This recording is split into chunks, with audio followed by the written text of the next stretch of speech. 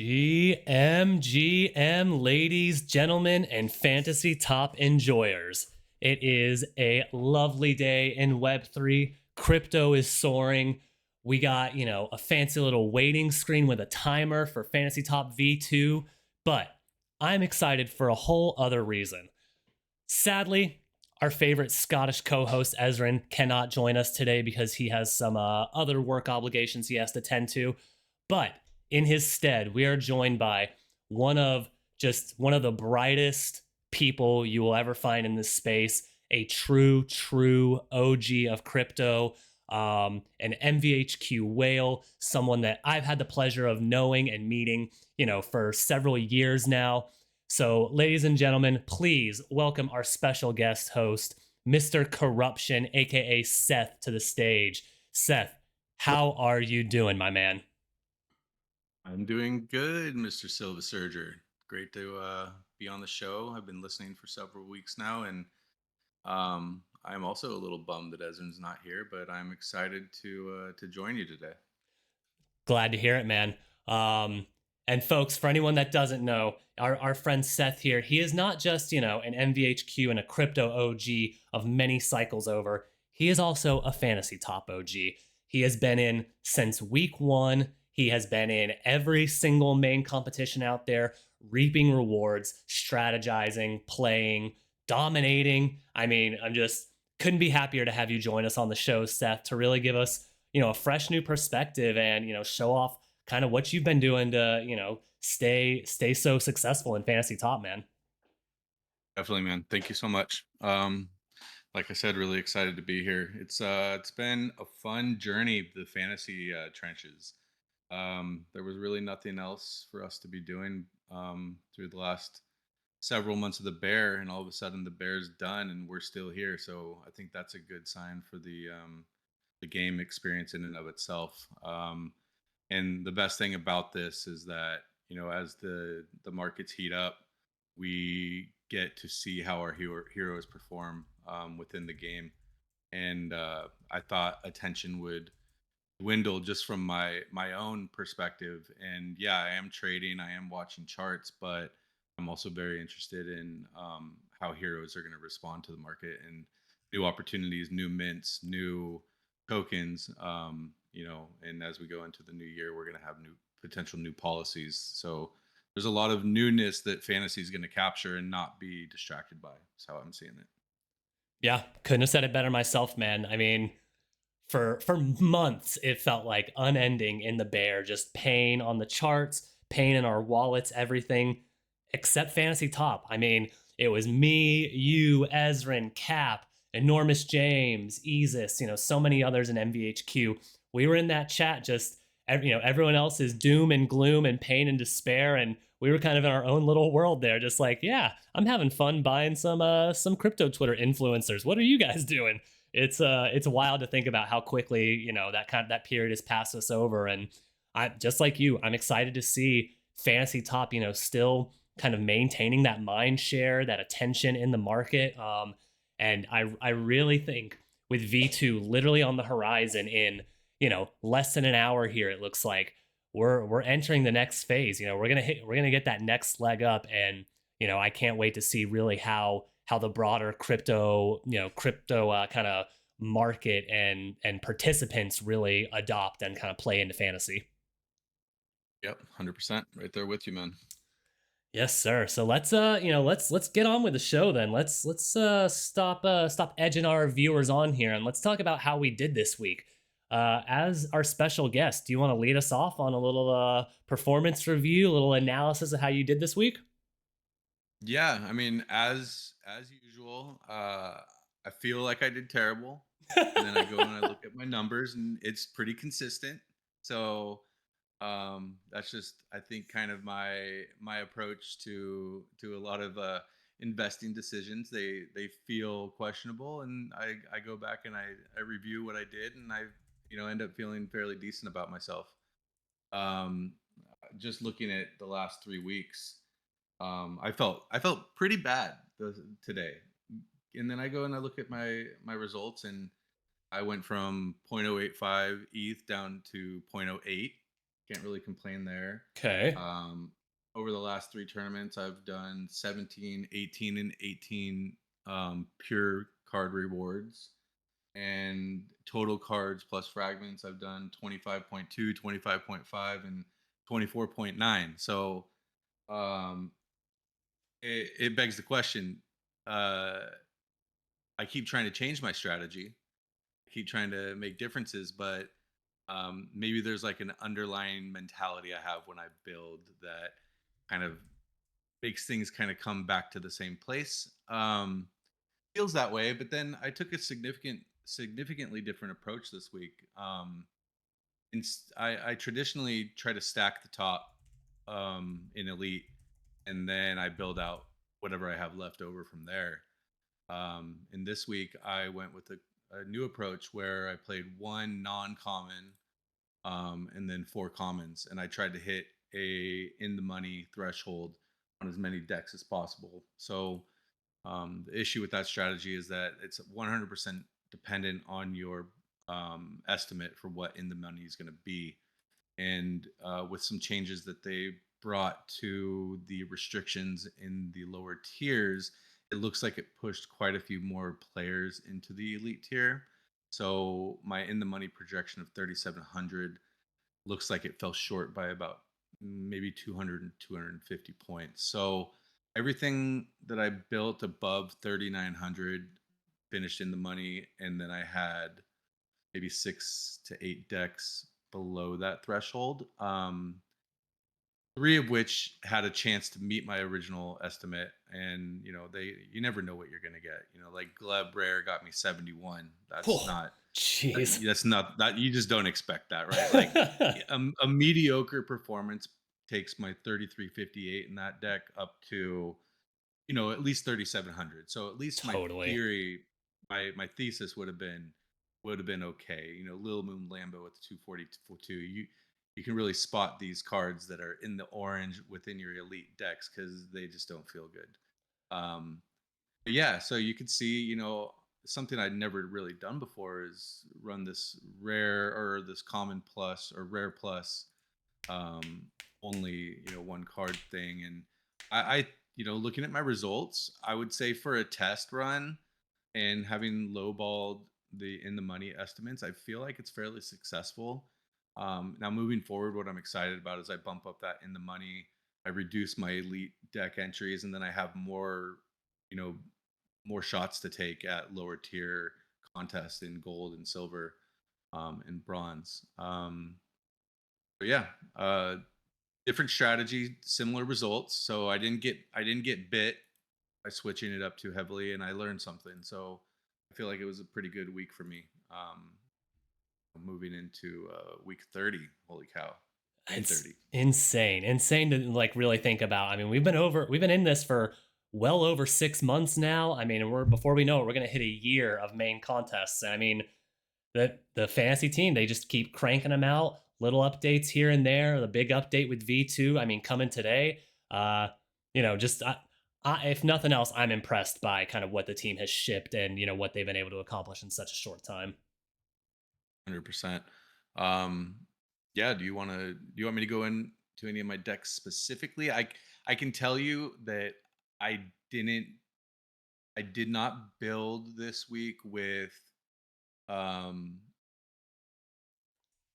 I built more from a systemic um point of view. I wasn't building from like a hero knowledge point of view. Like I didn't build thinking, hey, this guy's gonna do this because we're at this point in the market.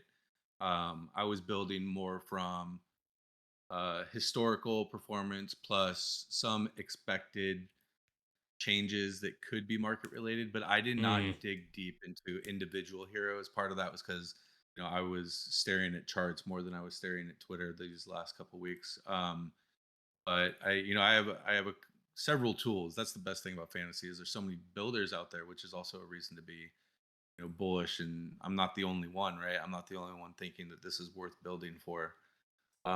So I do use several tools that got me to where these decks ended up, which is nice to have when you want to be doing some trading yourself and not lurking in Twitter for as much as it might require to build decks that have an intimate understanding of hero behaviors. But yeah, that was my method this week. It felt good. It felt like a little more hands off. It gave me more time to do to focus on trying to make some money from these legs up that we saw across crypto. But yeah, I don't know if you want me to go into anything else or if you want to go ahead and take over for your performance. Well, I thought you laid out a lot of great points there. So I had a couple questions for you. Hmm. You said this was kind of a new strategy that you were undertaking this week, right? With your kind of set, four commons and one non-common, really just trying to min cash a bunch of those elite lines. Uh, and really kind of looking through your rewards, it looks like you had a fair amount of success with that. Like you were saying, your the in the money estimate was just a little bit off due to the influx of more participants, but that's part and parcel. We're going to see that sort of unpredictability week in and week out, right? Um, so, do you think you're going to try that again for next week's set of competitions, or do you think you'll kind of go back to your tried and true lineup building method? How did your performances this week? How do you think they're going to inform what you're going to decide to do for next week? Yeah, so the game itself, when we were barely rock bottom, I would say 5 weeks ago, I was pivoting to an ETH play. I was worried about floor prices. I was trying to capture as much ETH as possible, but Yeah. that window in the rewards is so small that you can't build for it and guarantee it, right? It's still a luck of the draw. So I'm gonna continue building for in the money, Mm, min cash, and I'm just gonna up my expect or my in the money projections and see what I can go from there. Because the big thing for me is we 2x'd our floor price from 0.0036. Now we're in the 0.006 range. So the ETH reward is still amazing, still great. It's still liquid. It's still immediate. But when you start seeing card values jumping by 2x at the bottom, I start getting more excited about card rewards again. mm. So I'm gonna start trying to capture. I'm gonna continue to try to capture as many cards as I can. I love that. Sounds like that's a very similar position to what Ezran is used to doing. If you can get those ETH rewards, that's obviously the best. That's what everyone here wants. We want that cold hard cash right in our wallet. But I mean, you make a great point. It is really hard to optimize for that and to really count on it week in and week out. It's such a slim margin of participants are going to earn those every week, and you really have to be kind of locked in to get there. So trying to min cash, really getting those cards, hoping for a big hit. I know you specifically. I can see it in your picture there. You got that Nove Epic in your or KNV Epic in your best elite line. That was a reward pack, was it not? It was, Oh it man. was I that mean that. one.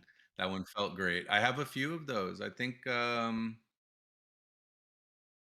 Rasm or no, my Ram was also Oh a my. reward pack. Oh my days. And That is then I insane. participated in the what was the who was the hero that got replaced by I draw a line by Mitch. Oh, block grays.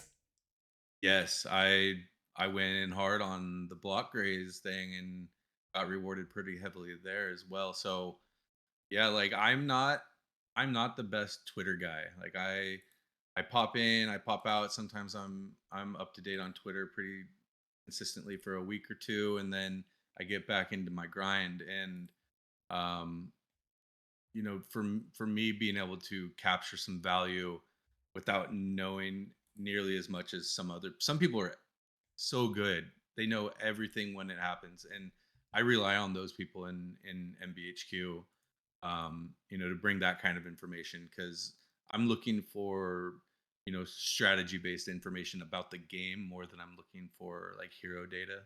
Mm. So being able to capture those wins really like is a windfall for my game style. Yeah, that KNV that was a massive rip. Felt amazing. I've gotten into the burn game. I think I'm close to 600 cards burned right Holy now, and crap. I've had a lot of luck with. I think I'm above average. I would guess I'm above average on my burn luck.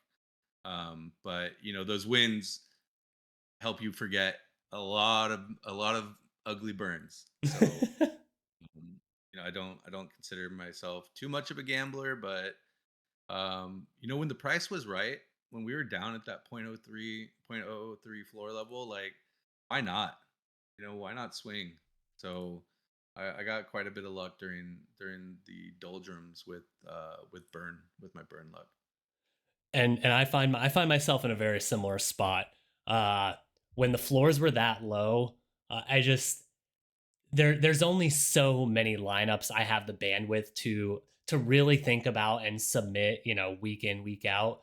Um, so I think, once my portfolio gets over a couple hundred cards, and I've got 5, 10, 20 of some of those bottom of the barrel 1-star heroes, that's where, I see the even if the EV calculations might not be on my side, I'm fine burning them because, like you, I've gotten a couple really nice hits that they've softened the blow. And Yep. I think it people and the EV maxis, right? The people who love their math, cough cough cap. Um, I think that, like, they're right, the math, the probabilities, all of that, you can't argue with it.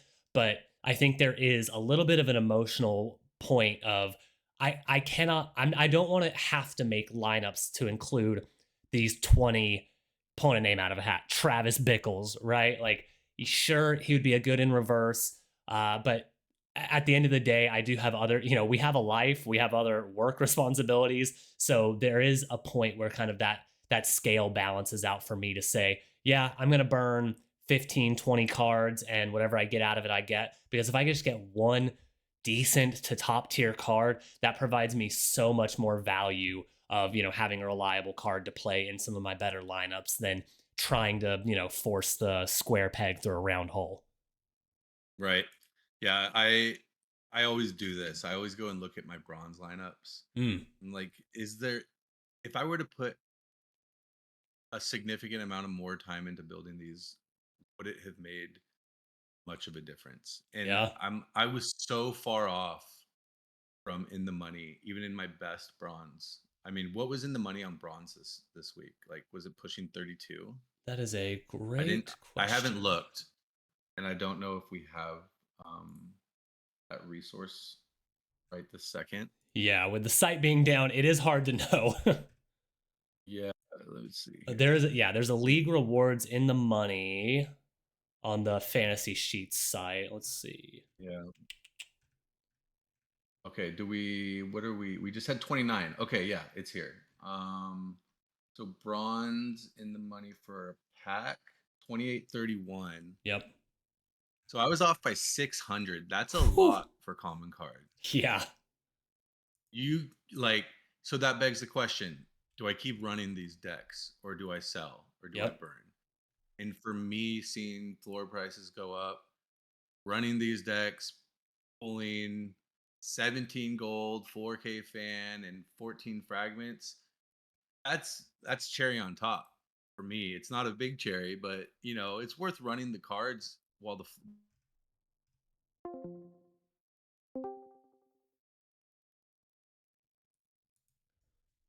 batch sell however many cards this is. I mean, we're probably talking 60 cards or something here at 0.003, and then now we're sitting at 0.006. Like, that wouldn't feel good either, right? So I think letting the bull market do its thing, and see if fantasy gets a bite of that, which it already looks to be doing. I don't mind holding these cards, and you also get guys that pop out of that group, right? So you can most of my success in the lower tiers does come less from expectations and more from surprises. So as long as you're building decks, you have a chance.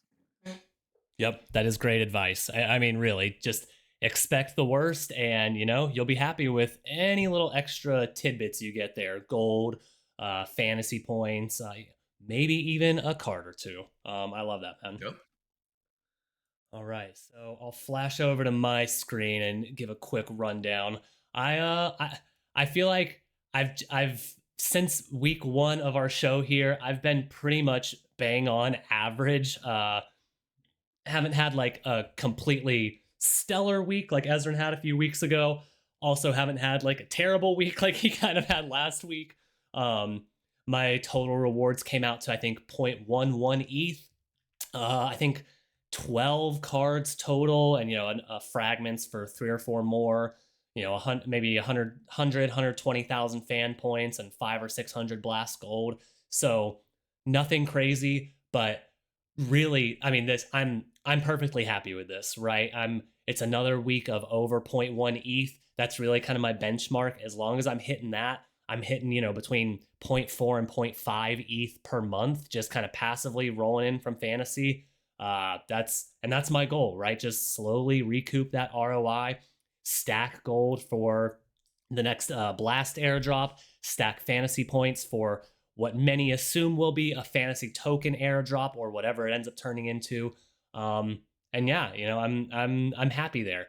Of course, obviously, 24th in elite, you'd love for that to pop up to top 15, maybe even top 10 to really break into those upper tiers of rewards. But I'm not gonna be too hard on myself, and not gonna be too down in the dumps for making, what is that, almost 430 dollars. Like, that's for letting other people tweet. I'll take a couple $100. I mean, it's hard work, trust me, but I'll be the one to do it. Yeah, definitely. No, I'm looking at your history. I love I love the amount of ETH, the liquid ETH you're recouping. Um, I I've tried it. It just doesn't work. Like I mean, I've had a couple good weeks, but you seem much more consistent with it. So, I think that strategy is working great for you. And you can see if you scroll down to the main seven that you started at 0.01, Yeah, quickly jumped up to the 0.08 range, but most of your weeks are in that point. I would say you probably average around 0.095, yeah, 0.085, somewhere right around there. And I mean, over 30 weeks, you're talking, 2.5 ETH, right? yeah. That So, that is a you lot of know, money, dude. yeah, I mean, you're talking $10,000. There's people building decks for 2.5 ETH that are, doing amazing things with, a small collection with the focus build. And, if you wanted to re-roll back into that, all of a sudden you could have at least three more very powerful decks in your lineup just from your rewards. Um, so that's why I like the liquid. I like the liquid. I don't like the way I've attempted to get it. Well, very kind words. I appreciate it, and I wouldn't be here without you, right? Without you, without all the truly big brains we have in MVHQ. I mean, just chopping it up weekly, discussing strategy, discussing who's hot, who we see fall off. I mean, at this point, we've talked about it on the show and in Discord plenty. There are too many heroes for all of us to be able, for one person to keep up with. Okay, well, this person now is a private account. This person's going on vacation. This person is getting fudded because they, rugged this token or whitelist or whatever. So, I, I've always felt this way, but crypto in general is so much easier that when you have a community or a group of friends that you can really trust to give you actionable insights, actionable data, real opinions backed with evidence. And thankfully, we have that in our community, over at MVHQ. And, I know we're not the only ones, right? I think, New Blast City, NBC, is one that you're a part of. I believe Ezrin is in there Hmm. as well. And they're really on top of the game, right? Yeah, NVHQ is always home, right? And when you go into our focus discussions, it's focused, right? You could go to general chat, and which is our voice hangout chat, and you can touch base on people's personal lives to big macro picture to just people just dropping quick alpha. But when you get into our focused discussion areas, like It's pretty elite in terms of how focused people get and the amount of alpha that comes out of there. But New Blast City was built for Blast, right? And it has Blast Alpha. It has alpha across the crypto landscape. But what it's really become is a pretty amazing focused group on Fantasy Top. And with that, there's several tool builders in there. Uh, and people just collaborating on data and research. I've made several plays lurking in there, just seeing someone call something out I would have never known. So it's extremely valuable. But like as I said, there the builder that I've been working with in there right now, not working with, but using his product and giving feedback is Clayton Mooney on Twitter. He's Mooney Millions, and his tool that I'm using is this Player HUD Pro, and I don't know if you can see it, but this for me, you're not going to get the nuances of reading the tweets, but they get pretty close. They get the scoring right. So you have your true EV, which is going to be a more of a longer time frame expected performance at the common level. These are all common levels. And then from there, you have all these categorizations, right? Like I click suspended, Mitch is there. Zero last tournament, right? Pac-Man, L, and Mitch. This might not be updated exactly because of Ah, the update to the site. yeah. Um, but you got your privates, you got new heroes. That's obviously there's no new ones right now. And then you can reverse, right? If you want to start building out a reverse deck, you can reverse all the rankings, kind of start from the bottom. Then if you want to do reverse with, say, like you want to try to find that big star that's going to fill up, a lot of your 18 star requirement, you can move this slider up and you can sort by reverse, and you can start looking through here being like, all right, 6 stars is a little tough outside of Mitch, right? But then you have all these nice sliders that you can use.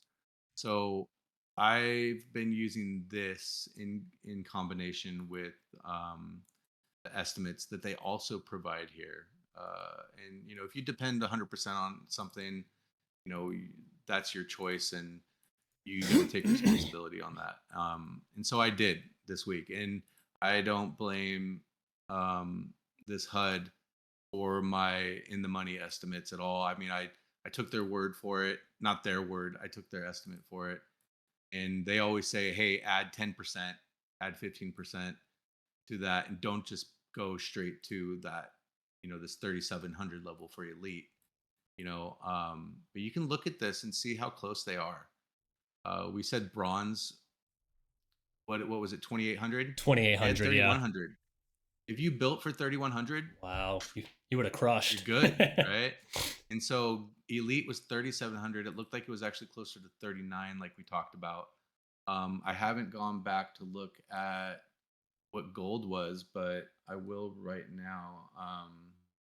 Was it the second one? Yeah. So gold pack required 3714.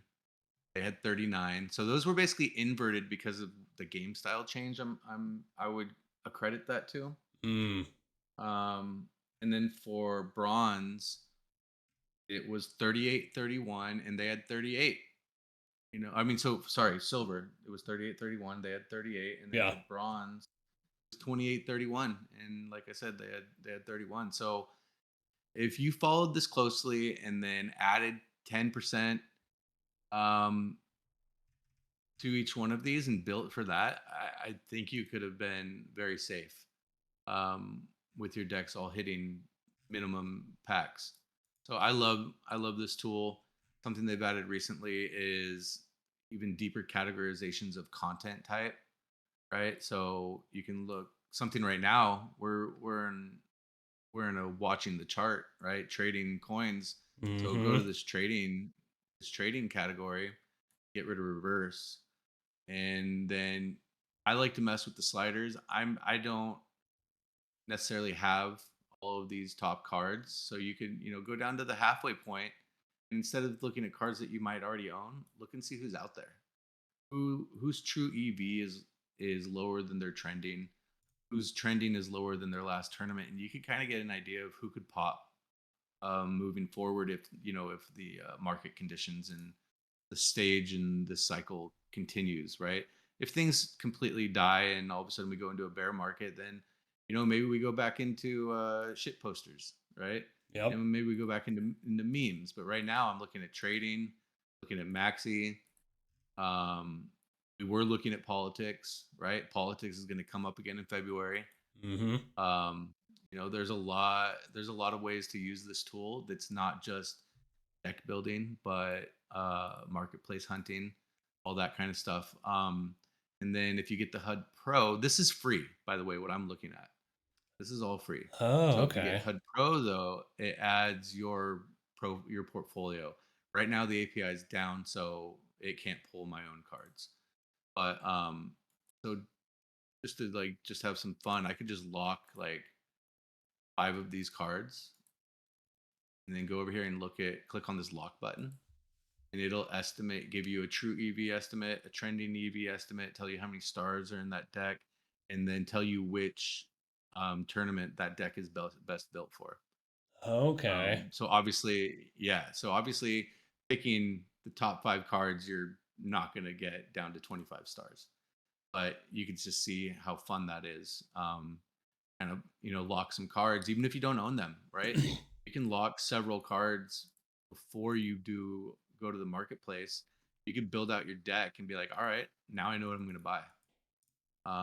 So that tool, like, it's got some nuance to it that I think has quite a bit of power, and it's not just a one click builder where you're not really participating in the process. Like, the problem with those is you don't really know what's going into that build. So with this, you have a little bit more, um, input of your expertise and opinion and what you're striving for that particular week. So I'm excited to keep using it. And the builders are really good with feedback. And if you want to talk with them directly, they're all in New Blast City.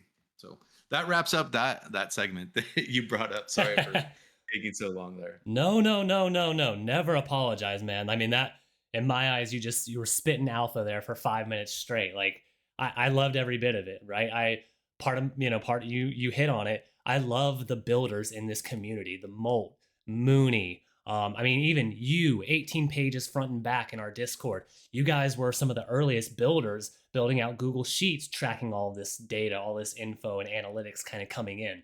So seeing really the next step of evolution and all that, it it just shows me how powerful all of this is. Everything in fantasy, the team behind it, the devs, our favorite French devs.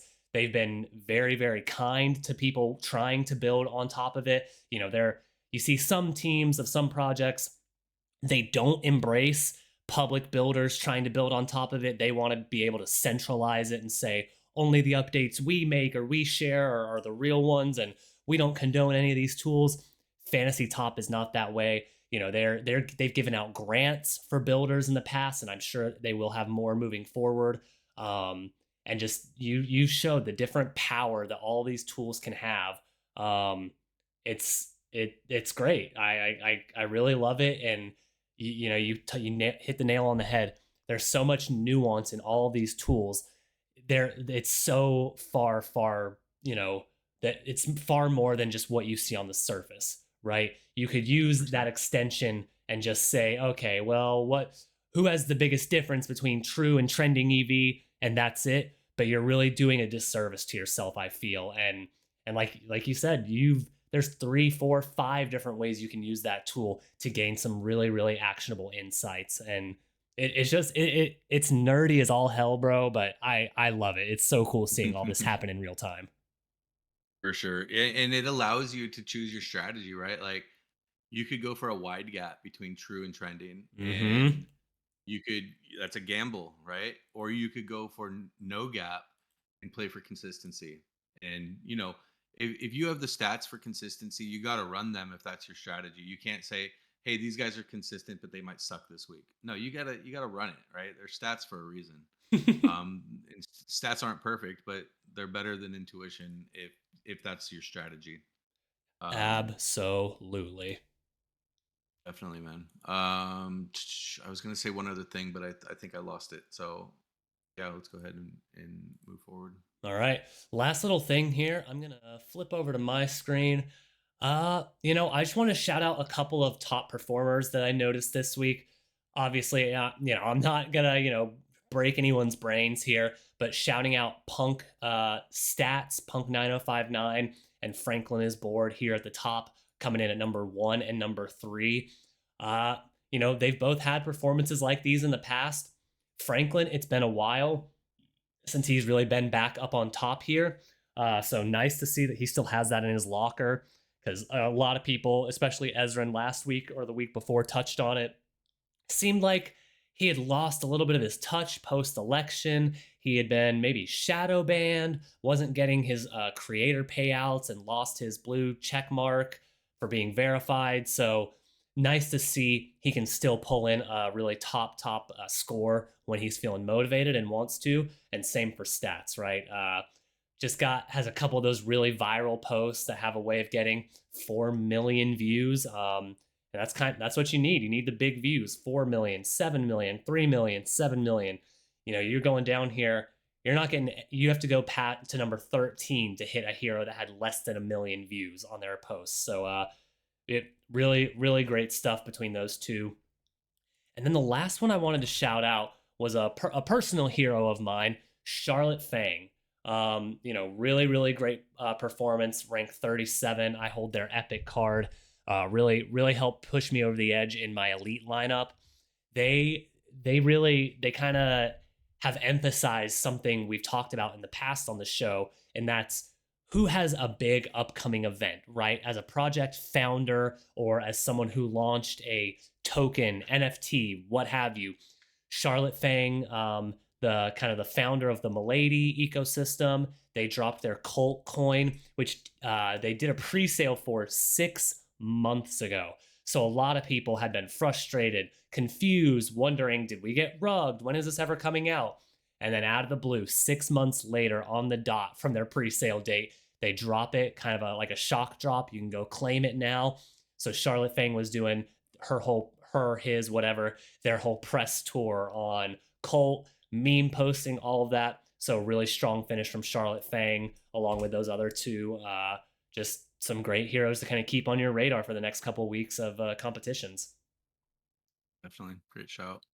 Did you have Um, anyone that really stuck out to you, or anyone that you saw that just you thought deserved a shout out for whether a good or even a bad performance?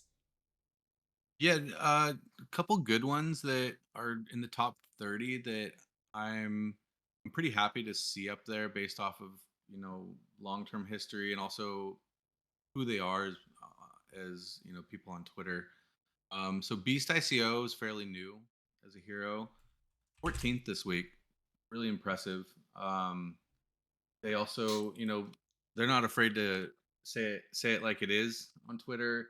I first met them through, believe it or not, District One. I, I think I think I minted their NFT on Blaster, and then started chatting them up and just following some of their insights. And they've been extremely consistent. And I don't know, I feel like they're a kind of a different type of hero, maybe not as massive as others, but maybe that's just I have a different perception. Do they have a big hero count or a follower count? Let's see. I'm clicking over to them on Twitter right now. Um, no, only not even 15,000 followers. Yeah, so I like seeing accounts like that do well. I didn't realize they'd actually been a hero in the game since main 13. I figured that I thought they were newer than that. Same. But They've been a hero longer than they haven't been, which doesn't right. sound right when I say it, but I mean, the data's there. Yeah, and then the other one is Coin Guru. This guy, man. I mentioned this to you before the show. The amount for one, I got bullish on this guy at some point and ended up I held had to have been 2 dozen of these cards. Then I ended up burning all of them. This guy goes out and puts up what And 839 this week, yep. ranked 22. And you go back and you scroll through the history, and it's not the first one. Main 18, they put up 824. Main 25, 899. Main 26, 782. But there's a lot of reds and orange mixed in, right? There's a lot of 100s, 300s, 400s, 500s. So I like seeing people like this pop off, right? Um, right near them, like Chart Foo I just picked up recently, didn't know too much, and that's a great score at 23rd at 834. Um, and I think like those are the bigger surprises up top for me. There's some people in the middle that are a little shocking, like Guardigort has kind of lost their early first third of the existence of fantasy. That they were dominant top 10 performer for a long time. Yeah. Newsy Johnson, I'm wondering about at 40th. I mean, it's not a bad performance, but you probably paid up. If you bought him 2 months ago, you probably paid quite a bit for that card. Um, and you got in a lot of these cards that I'm mentioning here in the middle, like Inverse Bra, Tang Yang or OX Prismatic, the Mandos. A lot of these cards are make or break for your decks. So they might not, be the person at the top, but that 33 to 66, 75 range are cards that you need to build outside of elite tier. So paying attention to who's moving in that segment is a big deal, I think, for short term performance. And then we got Davis and uh, I call him BDB 69. Um, these guys are down in the 130s.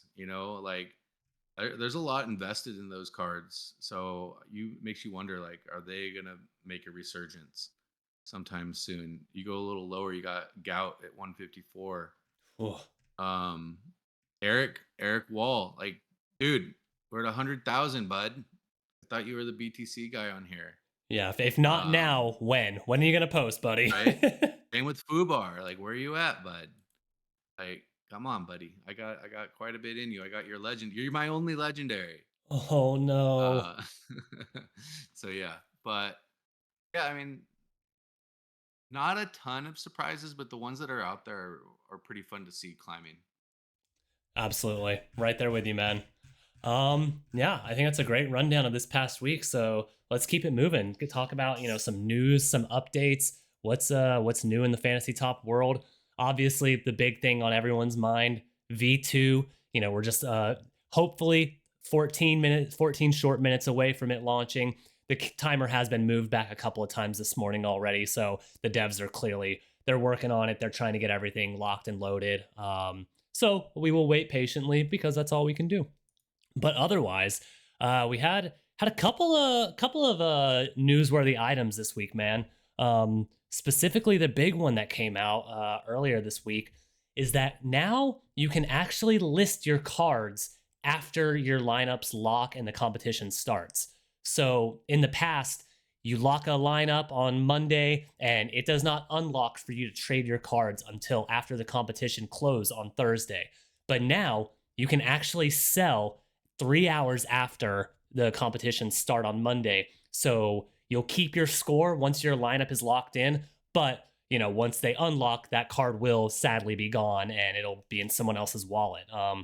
Which personally, without looking at a ton of data yet, I'm a big fan of, right? Kind of bringing increased liquidity to markets, gives people some time to react to what they're seeing in real time. If they see a post explode or see that someone gets, banned or goes on vacation mid tournament, they can kind of snap react. So I think it just increases a little bit of volatility and hopefully some sales in the game. But what are your thoughts on this, man? What did you think when you first saw this? Have you dug into it at all? Curious to hear your opinion. Yeah, I wasn't sure if it was it live this tournament. I believe. Oh, that's a great question. I'm not actually sure. I didn't try it. Okay. I know that I put in two bids. Uh, I'm I was very surprised. that got accepted. Um, And Cap is actually in chat tell Seth to brag about his bids getting filled. So what exactly were those two bids for our listeners at home?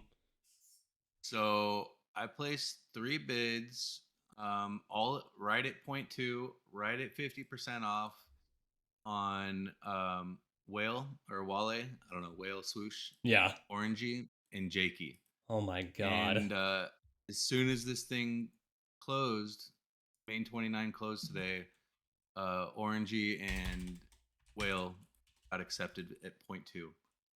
I 50% was, discounts. That I mean just yeah, I don't know if you can hear it, but I'm yeah, I hear clapping for you over here, it. man. Those are great snags. I mean, we're talking about number 11 in, well, in Whale, and where was Orangey? 38. These are like massive improvements to a couple lineups for me. And to be able to get them at a discount when I think the market's going the other direction feels good. So, like, I know bidding can feel, it could feel bad spending a lot of time putting bids out there, but things like it's like burning, right? When you get them, it feels great, and it really like props you up mentally, and it definitely props up your earning potential for those decks. So I couldn't have been 100%. happier with that. But getting back into the live, I mean, I guess you can call it 24/7 marketplace. Because before, what was it, right? Like when 90 whatever percent of the cards are locked, like how good do you feel buying, you know, a constricted, or a restricted market? Like you're probably not getting the best price, right? Um, so now knowing that there's more liquidity in the market during tournaments, I'm going to feel more interested in buying during tournaments, and I'm also going to be excited to be able to move in and out of my own cards during that same time. So I don't think I don't think anything could ever go wrong from opening up trading for more items during more periods of time. Yeah, totally agree. And like I said, I love those sales for you. Not only because you got such a great discount, but you said it. Whale, basically a top 10 hero right now. I mean, 2 weeks in a row he's been top 10. I know 11th this time, but we're calling it top 10. Orangey, another one who's done nothing but trend upward. I think you got great deals on those, and we've espoused on it plenty of times. I think rare is really that sweet spot for they're competitive in any league and flexible enough to use anywhere, outside of bronze and reverse, obviously, where you can't. So GG, great job on securing those at great prices. Thanks a lot, man, and thank you, Cap. Feels oh, I don't know, a compliment from Cap always feels good, so I take those. I'm right there with you, man. Cap he'll joke around and he hides behind his only couch as PFP, but Cap is one of the smartest people you will ever meet in crypto or otherwise. So if he tells you he's happy about a buy, then I think you're doing pretty well.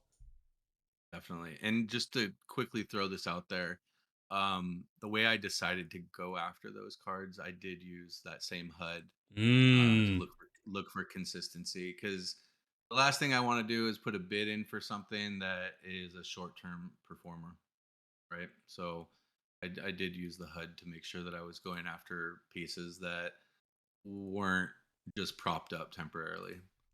got Um, it. That's a but smart. That's moving smart. forward, thinking of Cap, I don't know if, and we're still talking about V2. Uh, Cap and I went over some data last night that spawned from the discovery of a couple new features. Something I don't know how much it's been talked about on the show yet, but the use of fragments. And if I don't know if you want to bring that up. Yeah, let's do it, man. Fragments, obviously, we've been collecting them for a couple of weeks, maybe even months now. Like, kind of hard to remember when they were introduced. Time flies. Yeah. But so a bunch of players have a stockpile of fragments. Right now on V1, you can only use them for burning for one card at a time, really, or multiple if you have several hundred fragments. But what did you see in V2 that kind of piqued your interest or thought there might be some extra utility headed that way? Yeah, so they now have a claim, a daily claim for rewards like we had before. They have a second wheel you can spin, and it costs 50 fragments per spin. Um, Oh. and they have stars, they have fan. Um, what is that called? Do we just call it fan? Yeah, yeah, fantasy points, whatever it is. Point, yeah, whatever. They so you could spin for that. Then they have all four tiers of cards in that wheel also. So for you Oh. gamblers out there, it's a little fun. It almost feels free, right? I mean, you're taking a risk. You can end up like I did with my one spin with 300 stars, or you can end up with an elite card, right? You could end up with a legendary card that's 3 stars or better. That takes me to the other way you could use fragments is um, you could buy, you know, I forget all the pricings right now. I could dig them up really quick, but okay, here it is. So 150 fragments is going to get you a common card of at least 2 stars. Mm. 750 fragments will get you a rare of at least 3 stars with a chance for an epic. And um, the last one was the what was it? I forget what it's called. It's Lavender? the Sapphire? lavender. Okay. Yeah, so that's 4,000 credits or fragments that will get you guaranteed epic, 3 star minimum with a chance at a legendary. Oh, So man. yeah, those are the two main ways to to use your fragments, but you can also acquire fragments in the way that we're used to through playing the game. But you can also buy fragments, which admittedly, I was at 3,400. I wanted to give myself the opportunity to spin for that lavender, so I did. I went and bought 600 fragments.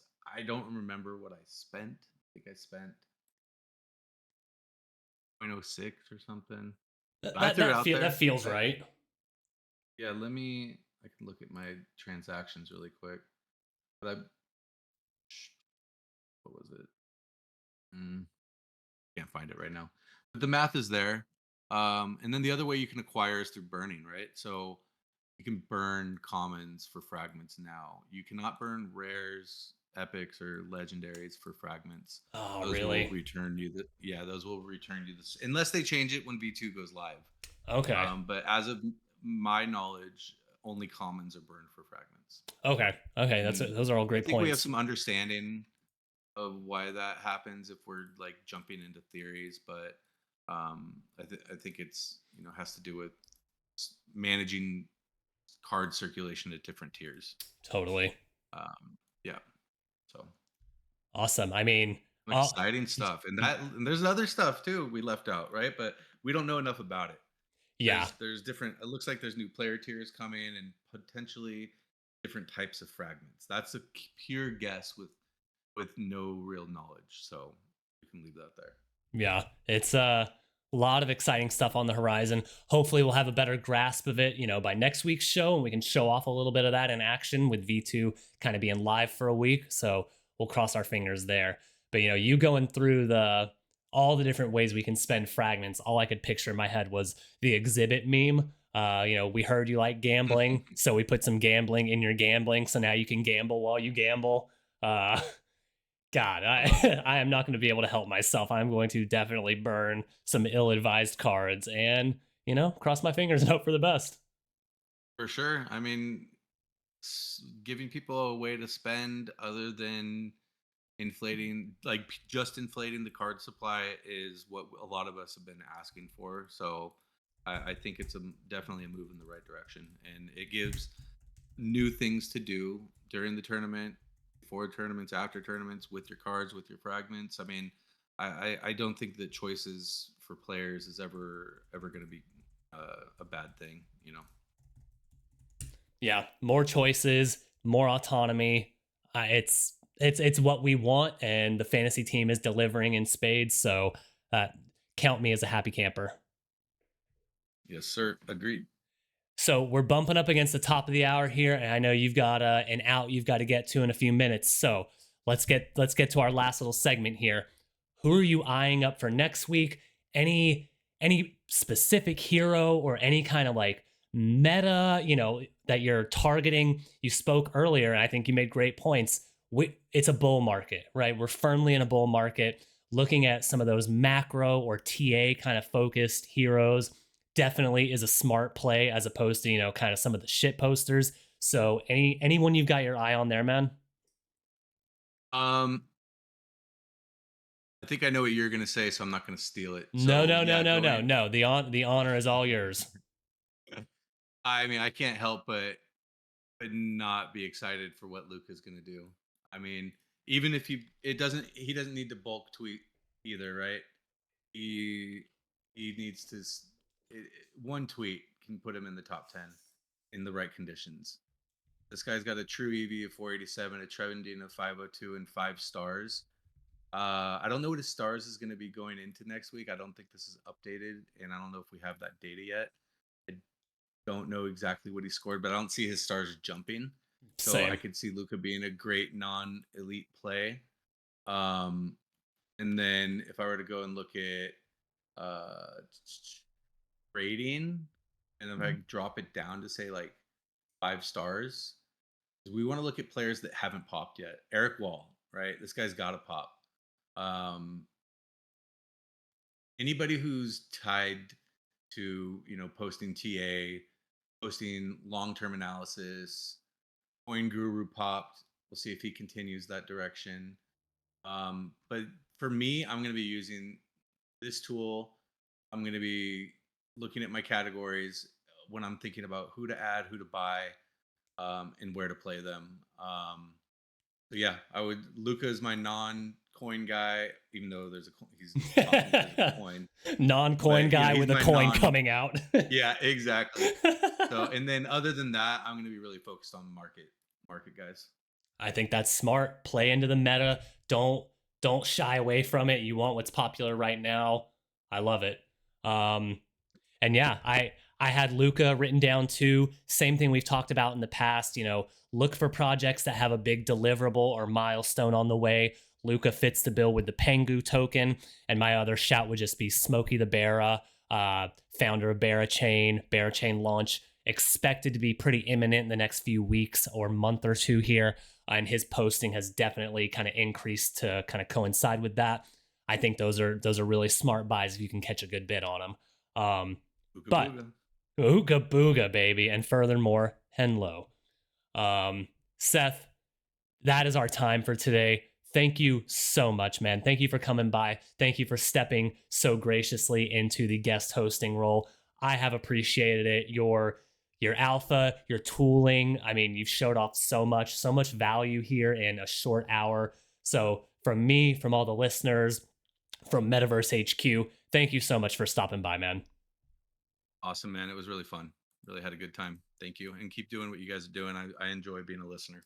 Absolutely. And now that I small detail, I'm working all the back end stuff here, switching screens, managing feeds, yada yada. So now that I know I can do it with someone new, I think we're primed to get some guests up here during the show. So don't be too surprised if I call your number in a week or two here. Okay, man. Perfect. Would love to. Take care, bud. All right. Thank you so much, Seth. Thank you so much to all of our listeners. And once again, this has been Fantasy Top Down presented by Metaverse HQ. Have a fantastic day, everyone, and we will see you all next week.